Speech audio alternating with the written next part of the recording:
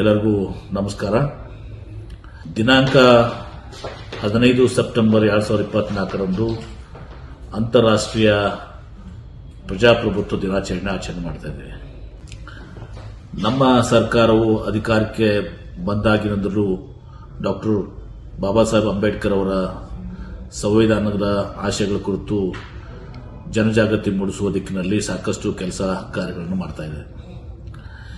ಈಗಾಗಲೇ ನಮ್ಮ ಸರ್ಕಾರ ಮಾನ್ಯ ಜನಪ್ರಿಯ ಮುಖ್ಯಮಂತ್ರಿಗಳಂತ ಸನ್ಮಾನ್ಯ ಶ್ರೀ ಸಿದ್ದರಾಮಯ್ಯನವರ ನೇತೃತ್ವದಲ್ಲಿ ನಮ್ಮ ಸರ್ಕಾರವು ಶಾಲಾ ಕಾಲೇಜುಗಳಲ್ಲಿ ಸಂವಿಧಾನದ ಪ್ರಸ್ತಾವನೆ ಓದುವುದು ಕಡ್ಡಾಯಗೊಳಿಸಿದೆ.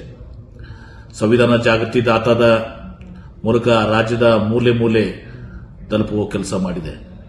ನಮ್ಮ ಸರ್ಕಾರದ ಈ ಕೆಲಸ ದೇಶಾದ್ಯಂತ ಮೆಚ್ಚುಗೆ ವ್ಯಕ್ತವಾಗಿದೆ.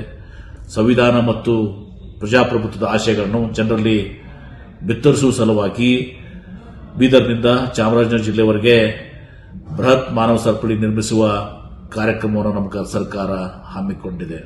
ಈ ನಿಟ್ಟಿನಲ್ಲಿ ನಮ್ಮ ಜಿಲ್ಲೆಯ ಮುದ್ದೇಬಿಹಾಳ ತಾಲೂಕಿನ ವೀರೇಶ್ ನಗರದಿಂದ ಪ್ರಾರಂಭವಾಗಿ ನಿಡಗುಂದಿಯ ತಾಲೂಕಿನ ಆಲಮಟ್ಟಿಯ ಸುಮಾರಿಗೆ 62 ಕಿಲೋಮೀಟರ್ ಮಾನವ ಸರಪಳಿ ನಿರ್ಮಿಸುವ ಕಾರ್ಯಕ್ರಮಕ್ಕೆ ಜಿಲ್ಲಾಡಳಿತ ಮೂಲಕ ಸಕಲ ಸಿದ್ಧತೆಗಳು ಮಾಡಿಕೊಂಡಿದ್ದೇವೆ.